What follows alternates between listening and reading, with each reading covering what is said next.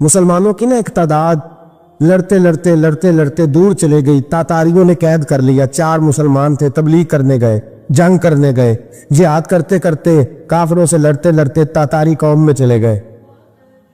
وہاں قید کر لیے گئے تو سزائے موت کا حکم ہوا. 4 بزرگ تھے, سزائے موت کا حکم ہوا تو تاتاری بادشاہ جو تھا وہ بڑا خلاف تھا, بڑا سخت مخالف تھا مسلمانوں کے. اس نے کہا کہ ان کو جب پھانسی دینا نا مسلمانوں کو تو میرے سامنے دینا. اب 4 عالم ہیں, 4 صوفی ہیں, سفید داڑیاں, سر پہ امامے. پھانسی کا وقت آیا تو جو پھانسی گھاٹ ہے وہ ایک ہے, چاروں کو کٹھے پھانسی نہیں ہو سکتی. ایک کو کہا کہ ایک ایک کر کے ان کو پھانسی دو.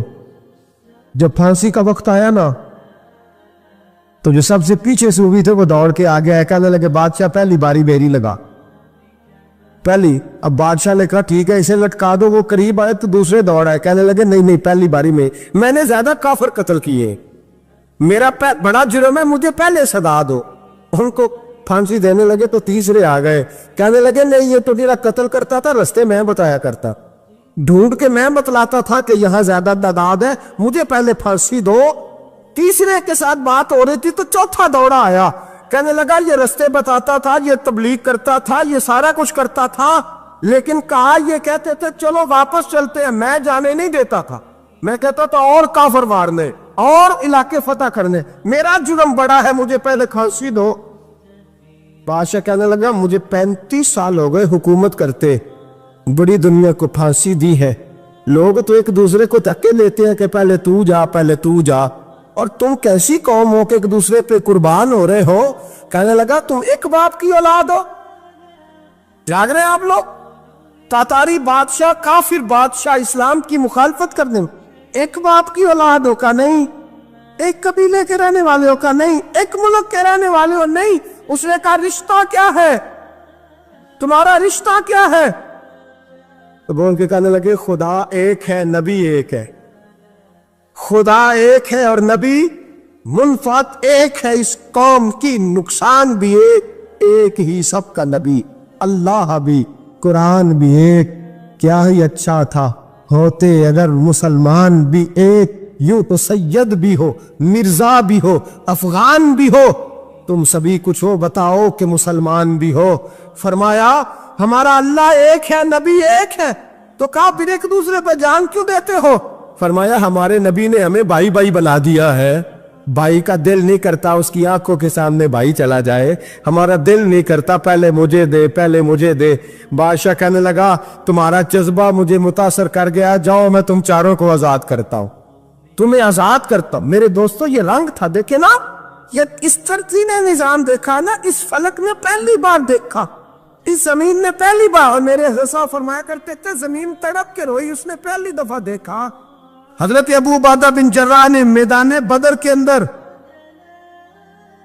جب جنگ کا تبل پجا, حالات بگڑے, جناب ابو عبیدہ بن جراح کہتے ہیں تاریخ نے ایک عجیب موڑ پہ مجھے لا کے کھڑا کیا. آپ فرماتے ہیں میرے لیے اللہ نے جو آزمائش رکھی وہ سب سے بڑی رکھی.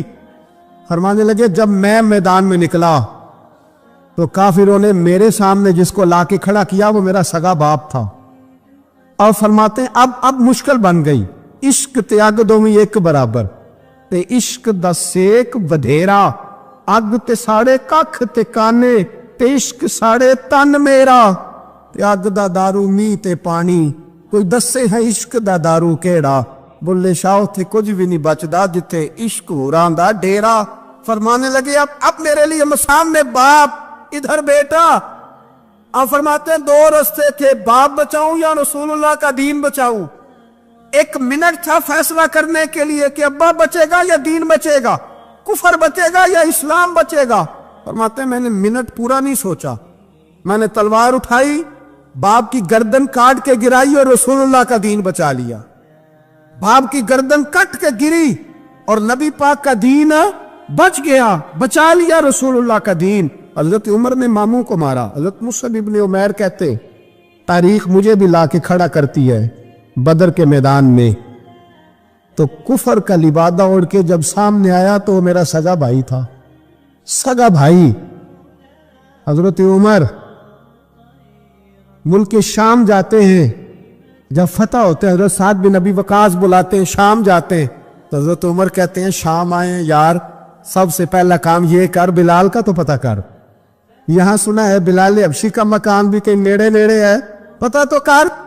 حضرت بلال حبشی حضرت سیدنا سعد کہنے لگے حضور بلا نہ لے. فرمایا نہیں, وہ مصطفیٰ کا غلام ہے تو میرا تو امام ہے, میں گھر ملنے جاؤں کا گھر رحماؤ بینہم. کالے رنگ کے حبشی غلام سیدنا بلال حبشی کو ملنے گھر گئے اور جناب عمر جا کے بیٹھک میں انتظار کرنے لگے, گویا ڈرائنگ روم میں بیٹھے انتظار ہونے لگا. جناب سیدنا بلال آئے تو حضرت عمر اٹھ کے کھڑے ہوئے. ملک شام کے لوگوں نے یہ منظر عجیب دیکھا کہ جناب عمر فاروق ایک حبشی کے لیے کھڑے ہوئے, اور جب کھڑے ہوئے تو حضرت بلال کہنے لگے عمر بیٹھ جاؤ, یہ کیا کر رہے ہو؟ حضرت سیدنا عمر رو پڑے, کہنے لگے بلال تو حبشی پہلے تھا, جب سے رسول اللہ کا غلام بنا ہے ساری امت کا امام بن گیا, ساری امت کا تو امام بن گیا ہے جب سے تو نبی پاک صلی اللہ تعالی علیہ وسلم کا غلام بن. بھائی یاد رکھے جب اشداء علی الکفار کی بات تھی تو اپنے سگے قتل ہو گئے, اور جب رحماء بینہم کی بات تھی تو پھر یہ نہیں دیکھا یہ حبشی ہے. توجہ ہے میری بات پر, جاگ رہے نا آپ لوگ, ادھر دیکھیں. پھر یہ نہیں دیکھا کہ یہ حبشی ہے, یہ رومی ہے, یہ کون ہے, پھر یہ دیکھا کہ یہ رسول اللہ کا غلام ہے صلی اللہ. ہمارے ہاں تو نفرتیں پھیل گئی ہو, او بس کرو جی بنگالیوں سے جان چھڑاؤ, او بس کرو جی فلانے سے, او بس کر یار, رہن سہن اپنا اپنا ہوتا ہے, لیکن مسلمان جس طرح کا بھی ہو اس کے ساتھ نفرت کرنے کی اجازت نہیں ہے. پہلی بات اشداء علی الکفار, دوسری بات رحماء بین. اب تیسری بات ہے تراہم رکعا سجدا یبتغون فضلا من اللہ ورضوانا. میں نے شروع میں بات کی تھی نا کہ اگر خانہ کعبہ میں 40-50 لاکھ حاجی مل کے دعائی مانگ لیتا, دعائی مانگ لیتا مل کے, تو کمال ہو جاتا. حضرت ابو بکر صدیق رضی اللہ تعالیٰ عنہ سے کسی نے پوچھا تھا بدر میں فتح کیسے ہوئی؟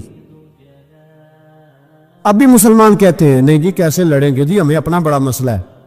یہ کمزور لوگوں کی باتیں, کمزور جو خدا والے ہوتے ہیں ان کی یہ سوچ نہیں ہوتی. یہ آرزو کرم اور میں آپ سے کروں, یہ بھیک اس کو جی دیے جس کا خدا نہ ہو. یہ کمزور لوگ ہیں جو کہتے ہیں نہیں کیسے ہوگا, کس طرح ہوگا, جن کو پتا ہو کہ ہماری غیبی طاقت ہے. ہماری حضرت ابو بکر صدیق رضی اللہ تعالیٰ پوچھا جناب بدر میں کیسے جیت گئے؟ تلواریں زیادہ تھی, نیزے زیادہ تھے, یا آپ کو جاسوسی زیادہ تھی, پتہ زیادہ تھا کہ یوں قابو آئیں گے کافر؟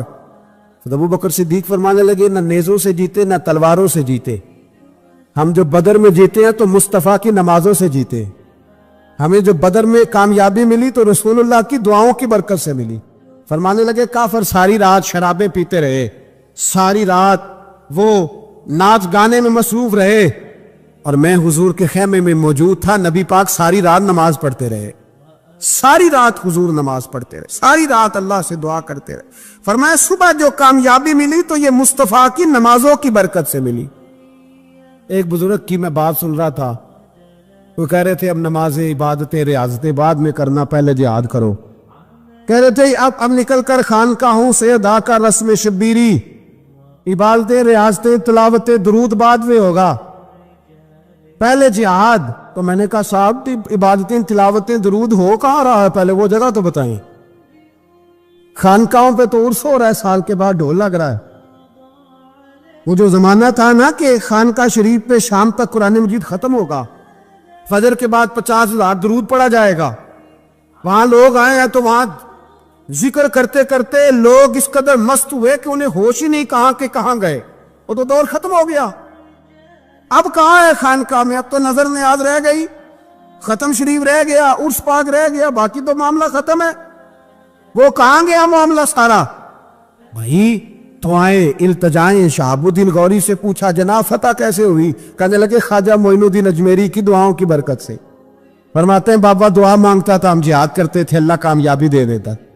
بھائی وہ عبادت, وہ ریاضت, وہ مسلمان جو رات کو اپنے رب کو منا لیا کرتا تھا, وہ اپنی عبادت کے زور پر اللہ تبارک و تعالیٰ کی بارگاہ میں آہو زاری. حضور نے فرمایا الدعاء صلاح المومن, دعا مومن کا ہتھیار ہے.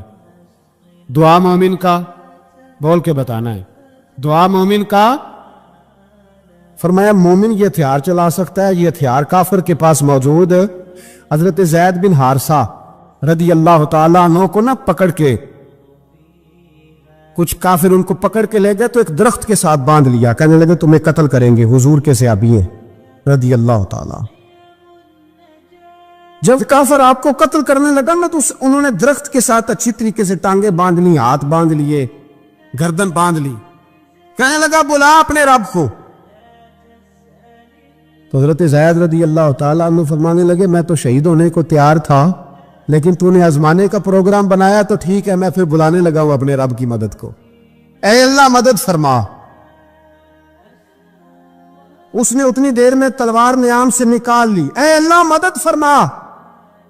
اس نے جب تک دونوں ہاتھوں میں تلوار سونت لی، اے اللہ مدد فرما۔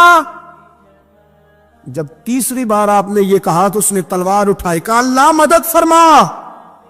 حضرت زید رضی اللہ تعالیٰ عنہ کہتے ہیں جب چوتھی بار میری زبان سے لفظ نکلے، کافر کے ہاتھ میں تلوار تھی پر گردن بھی اس کی کٹ کے نیچے گر گئی، گردن کٹ کے اسی وقت نیچے گری۔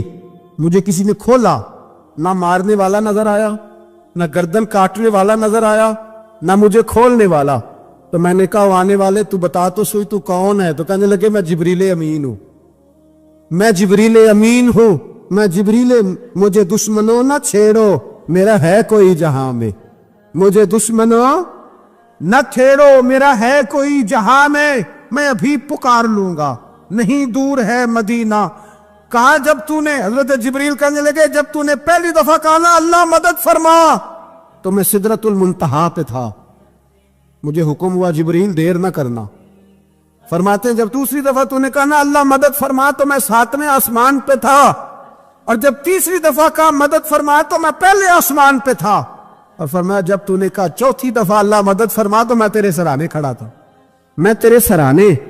تو بھائی اب تو اجتماعی دعا بھی نہیں رہی ہماری، اب تو یہ والا سوتا بھی، اکبر الآبادی نے کہا تھا مصیبت میں بھی اب یاد خدا ہم کو نہیں آتی، دعا منہ سے نہ نکلی جیبوں سے عرضیاں نکلی۔ اب بھی ہم کہتے ہیں کریں گے بات، سفیر کو بلائیں گے، ہم نے کہا ہے اس کو تو مان جائے گا وہ آپ کی بات؟ وہ بچے کاٹ رہا ہے تو اس کو گھر بلا رہا ہے۔ ابھی تک ایک اتنا سا سٹینڈ کہ ان کا جو دفتر ہے سفارت خانہ وہ بند کر دیا جائے، اتنی بھی توفیق نہیں ہوئی۔ کہتے ہیں ٹھیک ہے شور شروع ہو رہا ہے بس چپ کر دیں گے سارے۔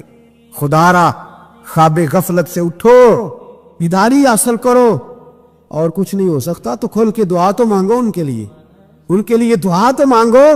اللہ بڑا کریم ہے، وہ جب مدد کرنے پہ آتا ہے تو پھر بڑے بڑے کافروں کے مقابلے میں اپنے بندوں کی مدد فرماتا ہے۔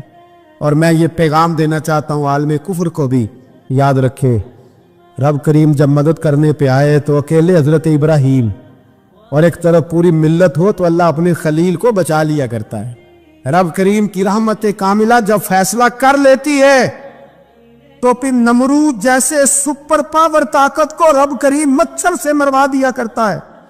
اللہ تبارک و تعالی، یہ تو مسلمان کا دعا والا سوتا ہی، وہ نکل کر خانقاہوں سے ادا کر رسم شبیری، یہ تو تب ہوگا جب خانقاہ کے اندر کوئی ذکر فکر عبادت ہو رہی ہو، اور جب وہاں حال ہی کوئی نہیں، وہاں تو رقص و سرور ہے، وہاں تو بس جھوٹی تعریفیں ہیں، ہر آدمی نے ایک بندہ ساتھ رکھا ہوا ہے تعریفیں کرنے کرانے والا، وہ تو معاملہ ہی اور ہو گیا ہے۔ حضرت سیدنا مولا علی شیر خدا کرم اللہ تعالیٰ وجہہ الکریم ساری زندگی کہتے رہے اللہ علی نے میدان میں عمر گزاری ہے، اسے شہادت کی موت عطا فرما۔ او بھائی یہ تو شہادتیں مانگنے والے۔ حضرت امام حسین میدان کربلا میں کھڑے تھے، شمر کہنے لگا حسین تیری چاروں جانب موت ہے، تو آپ فرمانے لگے تجھے ابھی ہمارا پتہ ہی نہیں، موت سے تو ہمارا پیار چلتا ہے، اور فرمایا یہ شہادت تو ہمارا پیچھا کرتی ہے، پہنچ جاتی ہے جہاں ہم ہوتے ہیں، موت سے ڈرا رہا ہے۔ مسلمان کا مرنے کو دل نہیں کرتا، ورنہ وہ اتنی بڑی کوٹھی میں کون رہے گا؟ مرنے کو دل اس لیے نہیں کرتا کہ وہ جو 6 کروڑ 10 کروڑ ڈالر لوٹ کے رکھے ہیں، مر گئے تو کھائے گا کون؟ وہ فقیر فاقہ مست تھے، ان کا گھر ہی کوئی نہیں تھا، ان کے بینک بیلنس ہی کوئی نہیں تھے، وہ کہتے تھے گھر ہمارا ہے وہ جو ہمارے رب نے تیار کیا ہوا ہے، ہمارا بینک بیلنس ہے وہ جو ہمیں جنت میں جا کے ملے گا۔ ان کا تو یہ کھاتا ہی کوئی نہیں تھا، اس لیے وہ شہادت کی۔ حضرت عمر بن جموع رضی اللہ تعالیٰ عنہ میدان احد میں 4 بیٹے لے کے آئے۔ کتنے بیٹے؟ بول کے بتائے۔ 4 بیٹے لے کے عمر بن جموع آئے، اور خود ایک ٹانگ سے لنگڑے سے آپ بھی ہیں, ٹانگ چھوٹی ہے. حضور کے سامنے کھڑے ہوئے کہا محبوبہ میرے 4 ہی تھے, میں 4 لے آیا ہوں, قبول کر لے. تو حضور نے فرمایا تو کیوں تلوار اوڑے آیا ہے, یہ تو نے کیوں گلے میں اسلحہ ڈالا ہوا ہے؟ کہا یا رسول اللہ میں نے بھی تو جانا ہے نا. تو حضور نے فرمایا 4 بیٹے جو ہیں. تو حضرت عمر بن جموح نے بات کی, صحابہ کہتے ہیں لبوں سے مسکرا رہے تھے, آنکھوں سے رو رہے تھے. کیا عجیب انداز ہے. حضور نے فرمایا عمر 4 بیٹے جو آ گئے تو رہنے دے. تو حضرت عمر رو پڑے, کہنے لگے محبوبہ کیا لنگڑے جنت میں نہیں جائیں گے؟ کیا حضور میں لنگڑا ہوں تو میرے لیے جنت کوئی نہیں؟ میرے حبیب پاک سید عالم صلی اللہ علیہ وسلم نے فرمایا عمر تو ضرور جنت میں جائے گا. کہا محبوبہ پھر بچے بعد میں جائیں گے, میں پہلے میدان میں جاؤں گا. مسلمان کی سوچ کے خلاف ہے یہ بات, یہ قرآن کی فکر کے خلاف ہے کہ اپنی فکر کرو. برما کے لیے, کشمیر کے لیے, فلسطین کے لیے بات نہ کرو, اپنی فکر کرو. یہ قرآن کی سوچ کے خلاف ہے, یہ قرآن کے پیغام کے خلاف ہے. اس لیے کہ اگر صرف اپنی بات ہوتی تو آمنو اور عامل الصالحات پہ بات ختم ہو گئی ہوتی, پھر بات آگے نہ چلتی. جب کہا گیا وتواصوا بالحق, حق بات کی تلقین کرنی ہے. اگر بات صرف اپنی ذات کی ہوتی تو ٹھیک ہو گیا تھا, نماز پڑھی, روزہ رکھا, حج کیا, ختم ہو گئی. لیکن میرے نبی پاک صلی اللہ تعالی علیہ وسلم نے ارشاد فرمایا ایک بستی میں 2 3 4 نیک لوگ رہتے تھے. میرے پیارے کریم رسول فرماتے ہیں 3 4 بڑے پرہیزگار, متقی, صاف ستھرے صوفی صاحب, درویش صاحب, علامہ صاحب, بڑے جو کہتے تھے بالکل جی میں کوئی بات نہیں کرتا, کسی بادشاہ کو نہیں چھیڑتا, میں تو بس لوگوں کو اللہ اللہ بتاتا ہوں, میرا کوئی تعلق نہیں, کوئی مرے کوئی جیے. بڑے نیک, صاف ستھرے, پرہیزگار. باقی ساری بستی گناہ کرتی تھی. نبی پاک علیہ السلام فرماتے ہیں رب کریم نے کچھ عرصے تک مہلت دی, پھر مشیت خداوندی, اللہ کا قانون حرکت میں آیا تو کہا جبریل ساری بستی تباہ کر دو, تباہ کر دو. اللہ مہلت دیتا ہے, مہلت دیتا ہے. ہم لوگ سمجھتے ہیں نہیں نہیں ہماری سیاسی چالیں صحیح چل رہی ہیں, اللہ مہلت دیتا ہے. رب کریم نے فرمایا جبریل انہیں تباہ کر دو.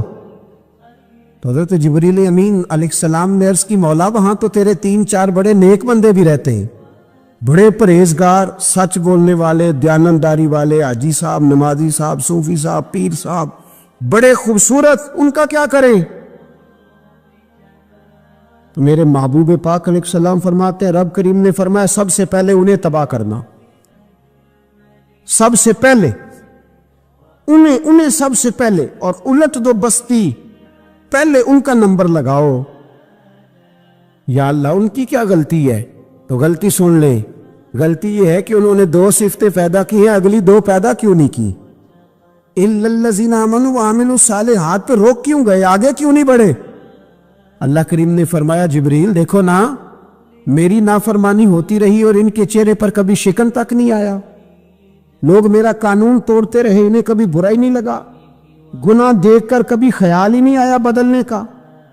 میرے بھائی امت مسلمہ اپنے لیے تو آئی نہیں دنیا میں, نبی پاک کی اس لیے تھوڑے آئے تھے کہ پیسے کمائیں, دنیا داری کریں, جھوٹ سچ ماریں اور رخصت ہو جائیں, بچے پیدا کریں. یہ کام تو ہندو, سکھ, بدھ مت سارے کر رہے ہیں, تو فقط اس کام کے لیے تھوڑی آیا ہے. کنتم خیر امت اخرجت للناس, اللہ فرماتے ہیں میرے محبوب کے غلاموں تم بہترین امت ہو, میں نے تمہیں امتوں کے بھلے کے لیے پیدا فرمایا ہے, تمہیں لوگوں کی امامت کے لیے دنیا میں بھیجا ہے. اے نوجوان مسلم کبھی یہ تدبر بھی کیا تو نے, وہ کون سا گردو ہے جس کا ہے تو ایک ٹوٹا ہوا تارا؟ تو نے کبھی سوچا ہے تو کیا ہے؟ پتہ ہے تجھے؟ روزی کماؤ, روٹی کماؤ, اور اب تو بہت سارے لوگ جھوٹ کی دنیا میں زندہ ہیں, جھوٹ بولتے ہیں اپنے آپ کے ساتھ بھی, دائیں بائیں فراڈ کر رہے ہیں اپنی ذات کے ساتھ, خول بنا لیا اس میں بند ہو گئے, باہر ہی نہیں نکلی. اپنے ملک کی سوچو, اپنی بات کرو. علامہ اقبال نے پتہ کیا کہا تھا؟ اقبال نے, یہ سنو جو لوگ کہتے ہیں پہلے پاکستان, برما کے مسلمان, بعد میں کشمیر کے مسلمان, پہلے سنو اقبال کیا کہتے ہیں. اقبال کہنے لگے ان تازہ خداؤں میں بڑا سب سے وطن ہے, ان تازہ خداؤں میں بڑا کون؟ وطن کی محبت ایمان کا حصہ، اس میں شک نہیں، لیکن اگر اسلام سے پہلے وطن آ گیا تو اقبال کہتے ہیں ان تازہ خداؤں میں بڑا سب سے وطن ہے، اور جو پیرہن اس کا ہے وہ مذہب کا کفن ہے۔ فرماتے ہیں جو وطن اوڑھ لیتا ہے اس نے اپنے مذہب کو دفن کر دیا۔ سب سے پہلے پاکستان نہیں، سب سے پہلے رسول اللہ کا دین ہے، سب سے پہلے قرآن ہے، سب سے پہلے نبی پاک کا فرمان ہے، سب سے پہلے امت مسلمہ ہے۔ ان تازہ خداؤں میں بڑا سب سے وطن ہے، جو پیرہن اس کا ہے وہ مذہب کا کفن ہے۔ اور اقبال کہنے لگے قوم مذہب سے ہے، مذہب جو نہیں تم بھی نہیں۔ قوم مذہب سے ہے، مذہب جو نہیں، کوئی نہیں سمجھ آ رہی آپ کو میری بات؟ قوم کس سے ہے؟ پاکستانی ہونے سے، پنجابی ہونے سے، سندھی بلوچی پٹھان ہونے سے؟ نہ، قوم مذہب سے ہے، اور مذہب جو نہیں تم بھی نہیں۔ یہ کیسے ہو سکتا ہے کہ مذہب نہ ہو اور بندہ زندہ رہے؟ یہ کیسے ہو سکتا ہے؟ بھائی کافر نے اصل میں جاگ ہی نہیں رہا، میں جاگتا ہی نہیں، میں جیب کی سوچتا ہوں، مسجد کی سوچتا ہوں، خانقاہ کی سوچتا ہوں، مدرسے کی سوچتا ہوں، دکان کی، سارا دن تو اس چکر میں لگا رہتا ہوں لوگوں کو ثابت کرنے میں کہ میں صحیح ہوں باقی غلط ہے۔ میں تو اپنی ذات کے خول سے اٹھ ہی نہیں رہا، اور مجھے یہ اندازہ ہی نہیں کہ لیبیا سارا کٹ گیا، مصر کے ٹکڑے ٹکڑے ہو گئے، مجھے پتہ ہی نہیں کہ شام، جس کے بارے میں میرے نبی پاک علیہ السلام نے فرمایا مکے اور مدینے کے بعد اللہ نے سب سے زیادہ برکتیں ملک شام میں رکھی ہے، اور حضور نے فرمایا جس نے ہجرت کرنی ہو وہ شام جائے۔ اتنا اعلیٰ ملک سارا کٹ گیا، 4-4 ہزار لوگ ایک ایک دن میں قتل ہو گئے، اور میرا گھر آباد ہے نا، کوئی حرج نہیں، وہ کٹتے ہیں تو وہ دور ہیں، کٹتے رہے۔ فلسطین میں ہمارے یہاں معراج کی محفلیں بڑی جم کے ہوتی ہیں، سارے لوگ پڑھتے ہیں سبحان الذی اسریٰ بعبدہ لیلا من المسجد الحرام الی المسجد الاقصی۔ انہیں پوچھو روز قرآن مجید میں مسجد اقصی کا نام لینے والوں، تو مسجد اقصی کہتے ہو تو تمہیں اللہ کتنی نیکیاں عطا کرتا ہے، بتاؤ تو صحیح مسجد اقصی کدھر ہے؟ اور اب تو میری طرح کے مولوی آدھی حدیث سناتے ہیں، کہتے ہیں مسجد نبی میں ایک نماز پڑھو تو 50,000 کا ثواب، حرم شریف میں پڑھو تو 1,00,000 کا ثواب۔ مولانا حدیث یہاں سے شروع نہیں ہوتی، کھولو تو صحیح کنز المال، پڑھو مسند امام احمد بن حنبل، حدیث تو یہاں سے شروع ہوتی ہے۔ میرے نبی پاک نے فرمایا مسجد اقصی میں جس نے ایک نماز پڑھی 25,000 کا ثواب، اور میری مسجد میں جس نے ایک نماز پڑھی 50,000 کا ثواب، اور اللہ کے گھر بیت اللہ جس نے پڑھی 1,00,000 کا ثواب۔ مسجد اقصی کا تو ذکر ہی چھوڑ گیا ہے، کیوں؟ وہ مسجد جس کی طرف منہ کر کے 15 سال میرے نبی پاک نے نماز ادا کی، کس نے؟ بولیے گا 15 سال تک، 2 ہجری میں 13 سال مکے میں، 2 سال مدینے میں، مسجد اقصی کی طرف جدھر منہ کر کے تیرے اور میرے رسول نماز پڑھتے رہے۔ آج وہ مسجد یہودی کے قبضے میں ہے، کئی جمعے تالا رہتا ہے، وہاں نماز نہیں پڑھنے دی جاتی۔ مجھے کیا لگے اس بات سے، میری مسجد میں تھوڑی لگا ہوا ہے۔ ایسی ہوا چلی ہے کہ ہر شخص سوچتا ہے تمام شہر جلے بس ایک میرا گھر نہ جلے۔ بھائی یہ وہ دور ہے جس دور میں ذرا سی بھی کسی شخص کو تکلیف ہوتی ہے تو عالمی میڈیا پہ بات جاتی ہے، موبائل جیبوں میں فوراً تصویریں کیش ہوتی ہیں۔ میں اور آپ، ہمارا اس قوم سے تعلق ہے جس قوم کے بچے کٹ گئے، ذبح ہو گئے، عورتوں کے پستان کاٹ کے برما کے بدھوں نے ان کے کباب بنا کے کھا لیے، چھوٹے چھوٹے بچوں کی لاشیں انہوں نے لٹکا ڈالی۔ اور یہاں میں حکومت کی کیا بات کروں، یہاں کسی سیاستدان کو مکھی کاٹ جائے تو ہمارے پھٹے آباد ہو جاتے ہیں بحث کرنے کے لیے۔ ہمارے اپنے لوگ، عام آدمی نہیں بات کرتا، عام آدمی نہیں نکلتا، عام شخص کو فکر ختم ہو گئی۔ میری بھائی سب سے بڑھ کر بہترین مسجد کے خطیب امام حسین تھے۔ مسجد نبی سے بڑی بھی کوئی مسجد ہوگی جس ممبر پر رسول پاک بیٹھ کے خطبہ دیا کرتے تھے، اور میرے مصطفیٰ کے آستانے سے بڑا بھی کوئی آستانہ ہوگا جس کی سجادگی امام حسین کے پاس تھی۔ کہتے ہیں ہمارا کیا تعلق، ہمیں کیا لگے، جو مرضی ہوتا پھرے۔ امام علی مقام آرام سے مسجد نبی میں بیٹھے تھے، زمانہ پوری دنیا سے جاتا تھا، ہاتھ چومتا تھا، قدموں میں بیٹھتا تھا. اتنے بڑی عظمت والی بھی کوئی شخصیت ہوگی جس کے رگوں میں رسول اللہ کا خون دوڑتا ہے، جسے حضور اپنی زبان مبارک اس طرح وہ چوسا کرتے تھے جیسے عرب کے لوگ پیاس کے عالم میں کھجور چوسا کرتے تھے. اتنا بڑا بھی کچھ شخص تھا، لیکن جب دین پہ کڑا وقت آیا تو حسین نے مسجد کی خطابت نہیں بچائی، آستانہ نہیں بچایا. امام علی مقام نے کہا کوفہ لٹتا ہے تو لٹتا رہے، دمشق میں فساد ہوتا ہے تو ہوتا رہے، وہ ملک شام کی بچیاں رو رہی ہیں تو روتی رہیں کہ ہم پہ یزید قابض ہو گیا، میری مسجد آباد ہے، کافی ہے نا. امام حسین نکلے اور نکل کے کہنے لگے جنت البقیع والی جگہ پہ کھڑے ہو کے یا رسول اللہ میں جا رہا ہوں اور آپ کے لیے جا رہا ہوں، اس لیے کہ مجھے اس شام کو بچانا ہے جس شام میں رسول اللہ کا کلمہ پڑھنے والے لوگ بستے ہیں. مجھے کوفہ، دمشق، مصر کے لوگوں کو بچانا ہے. نانا تیرے کرم کے خزینے کی خیر ہو، میں جا رہا ہوں تیرے مدینے کی خیر ہو. نکل کھڑے ہوئے امام علی مقام، میدان میں نکلے. کس کے خلاف؟ کون تھا؟ یزید مسلمان تھا. اس وقت تک تو سب نے مسلمان لکھا ہے، جس نے کافر کہا شہادت امام حسین کے بعد کہا. جرم کیا تھا؟ میری گردن جھک جاتی ہے جب میں یہ بات کرتا ہوں، ایمانداری سے کہہ رہا ہوں، جوش خطابت نہیں، میری گردن جھکتی ہے جب میں یہ لفظ ادا کرتا ہوں. امام علی مقام اس شخص کے خلاف نکلے. سارے خطبے امام حسین کے پڑھ کے دیکھو. امام حسین نے فرمایا یزید شرابی ہے. شرابی مسلمانوں کا حکمران ہو سکتا؟ آپ نہ بولیں بے شک، پر بات تو سچی ہے نا. امام حسین نے فرمایا شرابی کو ووٹ دیا جا سکتا؟ فرمایا رنڈیوں کا ناچ دیکھتا ہے جو مجرے دیکھے، جو رنڈیوں کے ناچ دیکھے وہ مسلمانوں کا حکمران ہو سکتا؟ امام حسین میدان میں نکلے اور 18 سال کے علی اکبر سے لے کر 6 مہینے کا علی اصغر دے دیا. لیکن شرابی کو برداشت، بے حیا کو برداشت تو میں کیسے کرتے؟ دوستی قاتل سے بھی، مقتول سے یارانہ بھی، اپنی جیب سے فلیکس سے چھپوا کے ظالموں، جابروں، بدماشوں کو ووٹ دیتے ہو. امام حسین کو تیری دیگ کی ضرورت ہے جو تو 10 محرم پہ پکاتا ہے، چاولوں کی ضرورت ہے جو تو نے 9 محرم کو پکائے. ان کو اس بریانی کی عادت تھی جو تو نے پکائی ہے. میرے گھر میں فلاں MNA MPA صاحب آ گئے تھے، امام حسین کے گھر کے اندر یزید نے پیغام بھیجا.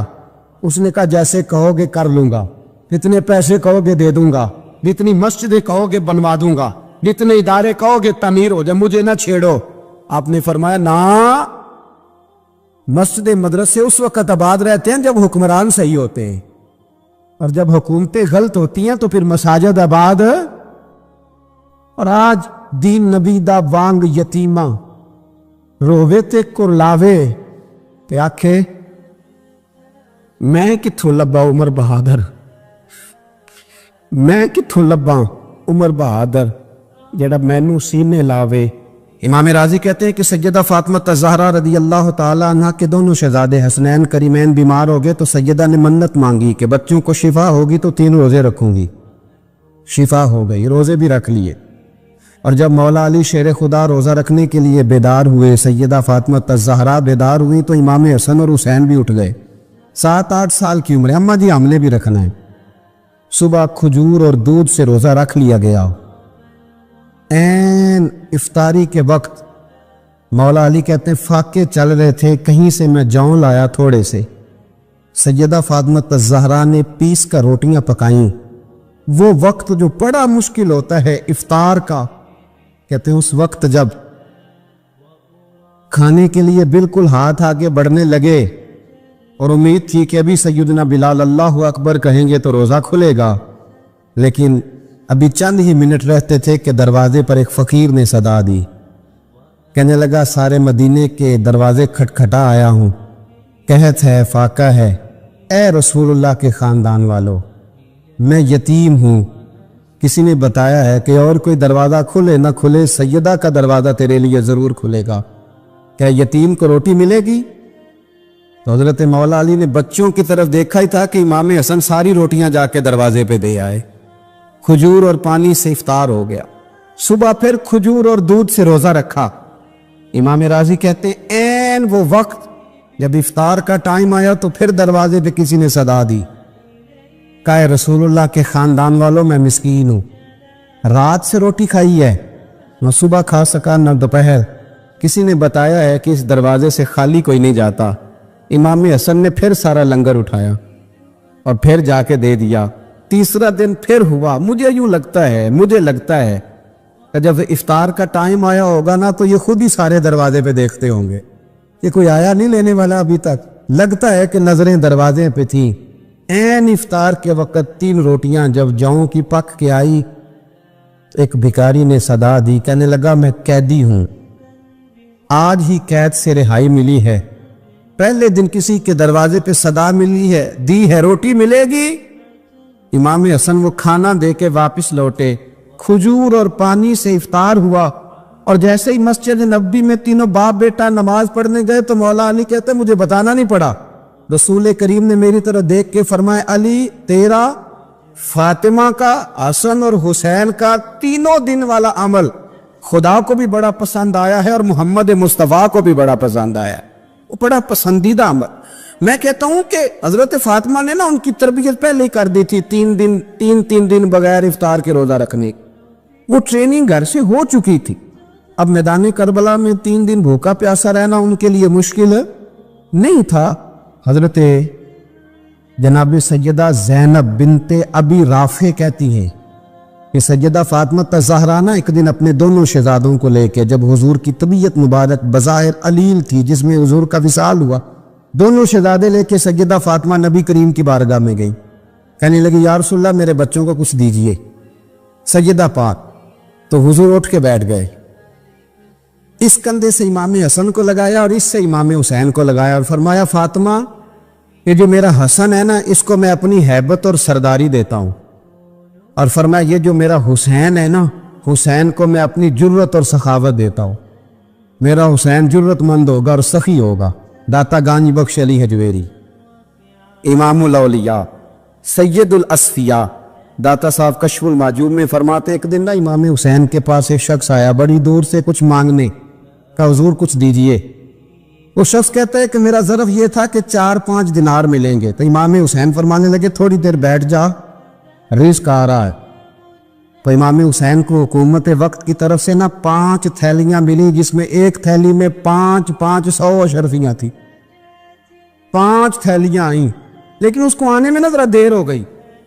وہ 5 تھیلیاں جب آئی نا تو امام حسین اس کی طرف 5 تھیلیاں بڑھا کے نا، ذرا دیکھنا میری طرف غور سے، 5 تھیلیاں بڑھا کے نا تو فرمانے لگے میاں اتنا تجھے انتظار کرایا نا اتنی ہم تیری حاجت پوری نہیں کر سکے، تو یہ نہ محسوس کرنا کہ حسین کے دروازے پہ بیٹھا بھی رہا ہوں تو ملا کیا ہے، یہ نہ محسوس کرنا۔ وہ شخص کہتا ہے جب میں نے وہ تھیلیاں کھولی اور پھر میری نظر امام حسین پہ پڑی تو میرے اندر سے آواز آئی اگر حسین ابن علی اتنے سخی ہیں تو محمد عربی کتنے سخی ہوں۔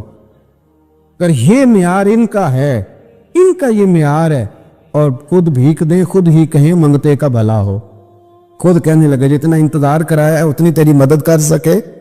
یہ سخاوت کا معیار تھا، یہ طریقہ تھا۔ ایک دفعہ سیدنا امام حسین رضی اللہ تعالیٰ عنہ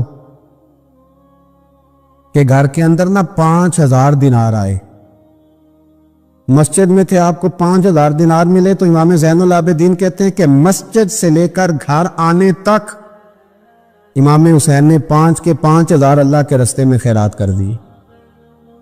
فرماتے میں نے کہا ابا جی 5 دینار کی گھر میں ضرورت تھی، مالاں والے سخی نہیں ہوندے تے سخیاں کل مال نہیں ہوندا، ایتھے اوتھے دومی جہانی سخی کنگال نہیں ہوندا۔ کہ ابا جی 5 دینار کی گھر میں ضرورت تھی، تو کہتے ہیں مجھے فرمانے لگے بیٹا یہ جن کو میں نے دیا ہے نا یہ گھر کے لیے ہی دیا ہے، یہ گھر کے لیے ہی دیا ہے، جن کو دیا ہے تمہارا کیا خیال ہے یہ باہر خرچ ہوا ہے، یہ گھر کے لیے ہی ہے۔ اس لیے کہ جب انسان دوسروں پر شفقت کرتا ہے تو اللہ اس کے گھر پہ رحمت فرماتا ہے۔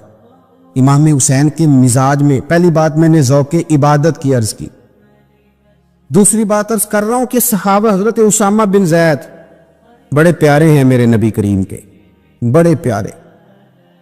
حضرت اسامہ بن زید کے بارے میں سیدہ عائشہ صدیقہ فرماتی ہیں ان کے ناک سے اگر ریٹھ نکلتی تھی تو اللہ کے رسول اپنے دستے مبارک سے صاف کر دیتے تھے، اور سرکار فرماتے تھے کہ اگر اسامہ لڑکی ہوتا نا، ان کے غلام کے بیٹے تھے حضرت زید بن عار، اگر یہ لڑکی ہوتا میں اسے زیور پہناتا۔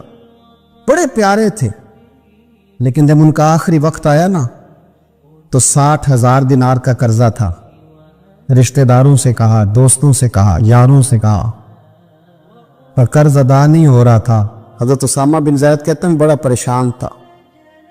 جب حد ہو گئی نا تو حضرت اسامہ بن زید فرمانے لگے جاؤ کوئی حسین ابن علی کو خبر کرو، ان سے کہو میں نا غلام ہوں آپ کے نانا کا، مقروض دنیا سے چلا گیا تو کیا بنے گا۔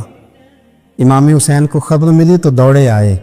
لاجپال اس پیر کو نہیں کہتے جو تگڑا نذرانہ لے کے تو ماتھا چوم لے، لاجپال تو اس کو کہتے ہیں کہ جب ضرورت پڑے تو وہ سر پہ موجود ہو۔ حضرت سیدنا امام حسین تشریف لائے تو جناب اسامہ بن زید رو پڑے، کہنے لگے حضور میں نے نا غلامی کی ہے آپ کے نانا کی، اور اس غلامی پہ ناز ہے، اب 60,000 دینار کا قرضہ لے کے دنیا سے جاؤں گا تو میری قبر پہ بوجھ رہے گا۔ امام حسین خادم کو بھی کہہ سکتے تھے جاؤ گھر پیسے پڑے ہیں لے آؤ، امام حسین خود گئے، چادر اوڑھ کے تو اس کی اوٹ میں بکل میں 60,000 دینار چھپا کے لائے، اور جناب اسامہ بن زید کے سامنے رکھ کے کہنے لگے اسامہ یار پیسے رات کو ہی آئے تھے، میں سوچ رہا تھا مجھے تو ضرورت نہیں، اللہ نے کس کا نصیب میرے گھر میں بھیج دیا، مجھے تو حاجت ہی نہیں تھی، اب پتہ چلا پیسے تیرے تھے، اللہ نے حسین کی ڈیوٹی لگائی ہے کہ جا کے دے آ۔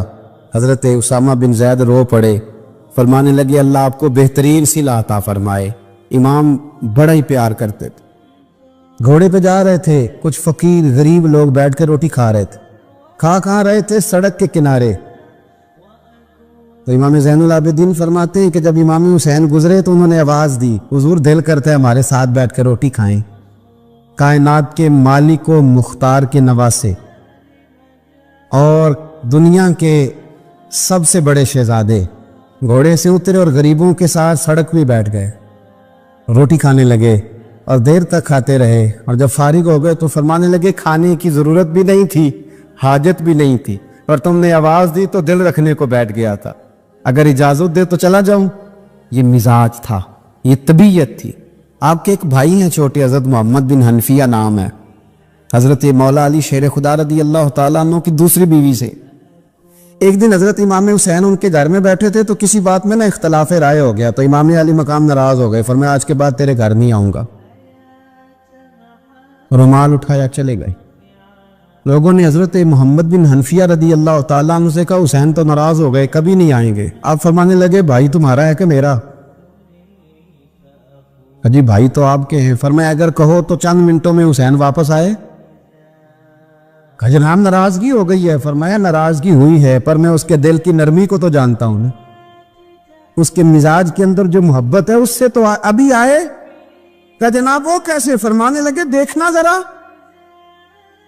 تو امام حسین نے خط لکھا، حضرت محمد بن حنفیہ نے رکا لکھا، کہنے لگے حسین میرے باپ کا نام بھی علی ہے اور آپ کے باپ کا نام بھی علی ہے، پر ایک فضیلت ایسی ہے جس میں میں آپ کا مقابلہ نہیں کر سکتا، وہ یہ ہے کہ آپ سیدہ فاطمہ الزہرا کے لال ہیں، اب محمد مصطفیٰ علیہ السلام کے نواسے ہیں۔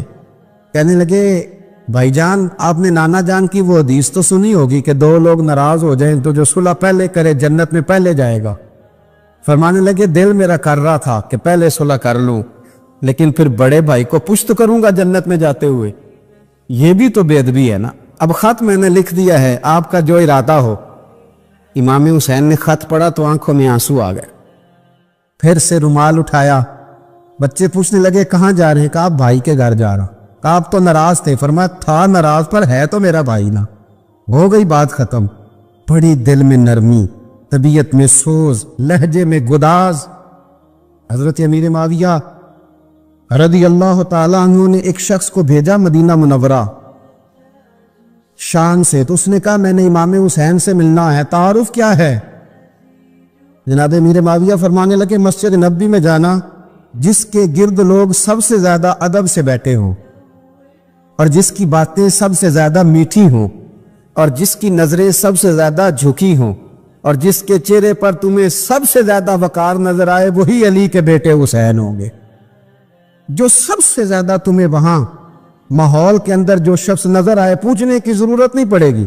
وہ شخص کہتا ہے میں مدینے آیا تو میں نے واقعی ایک شخص کو دیکھا، شہد کے گرد مکھیوں کا اتنا ہجوم نہیں ہوتا جتنا امام حسین کے گرد رسول اللہ کے غلاموں کا ہجوم تھا، لیکن نظریں جھکی ہوئی، باتیں میٹھی، لہجہ گداز گداز، لفظوں میں رانائی، اور لوگ کئی باتیں پوچھتے تو علی کے صاحبزادے ایک آدھ جملہ بولتے تو لگتا یہ کہ وہ جملہ سیدھا دل میں اترتا چلا جاتا ہے۔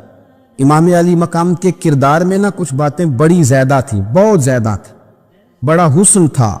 ایک بات تو یہ تھی امام حسین رضی اللہ تعالیٰ عنہ کا علم و فضل بڑا کمال کا تھا۔ ایک دفعہ صحابہ میں مسئلہ بن گیا کہ بچہ پیدا ہوتا ہے تو اس کا وظیفہ کیسے لگانا ہے۔ امام حسین کا علم و فضل بتا رہا ہوں، علم و فضل، تو بات بڑی پیچیدہ ہو گئی۔ حضرت عبداللہ ابن زبیر کے پاس لوگ آئے، کہنے لگے کہ آپ بڑے صاحب علم و فضل ہیں، آپ نے حضور علیہ الصلوۃ والسلام کے ساتھ وقت گزارا ہے، تو مسئلے کو حل کریں کہ بچہ پیدا ہونے کے بعد حکومت اگر وظیفہ لگائے گی تو کب لگائے گی؟ جب بحث طول پکڑ گئی، مسئلہ حل نہیں ہوتا تھا، تو حضرت عبداللہ ابن زبیر کہنے لگے ہم سے نہیں حل ہوگا، ایک بندہ ہے جس کے سینے میں رسول اللہ صلی اللہ تعالیٰ علیہ وسلم کے نور نبوت کا فیضان ہے، وہ یہ مسئلہ حل کریں گے۔ تو کہا وہ کون سے؟ آپ فرمانے لگے جب ہم سے مسائل حل نہیں ہوتے تو ہم ان کے علم سے فائدہ اٹھاتے ہیں۔ کہا کون ہے؟ کہا جناب امام حسین۔ تو لوگ حضرت امام حسین کے پاس گئے، کہ حضرت یہ ایک مسئلہ الجھ گیا ہے کہ بچہ پیدا ہو تو وظیفہ کب لگانا ہے؟ فرمایا الجھنے والی بات ہی کوئی نہیں، پیدا ہونے کے بعد جب وہ پہلی دفعہ آواز نکالے تو اس کا وظیفہ لگا دو۔ اس کا مطلب یہ ہے کہ وہ دنیا میں آ گیا ہے، اس نے اپنے آنے کا اظہار کر دیا ہے، اعلان کر دیا ہے، اب اس کا وظیفہ لگا دو۔ تو اس پر پھر صحابہ کا اتفاق ہو گیا۔ امام حسین کے علم سے، فضل سے لوگ فیض اٹھاتے تھے۔ حضرت سیدنا امام حسین کی شہادت کے بعد حضرت عبداللہ ابن زبیر رضی اللہ تعالیٰ عنہ نے قاتلان حسین سے خطاب کیا اور فرمانے لگے اللہ کی قسم تم نے اس شخص کو شہید کیا ہے جو راتوں کو لمبے لمبے قیام کرتا تھا، اور تم نے اس شخص کو شہید کیا ہے جس سے میں دن میں جب بھی ملتا تھا تو وہ روزے سے ہوتا تھا۔ تم نے اس شخص کو شہید کیا جو قائم اللیل تھا، صائم الدہر تھا،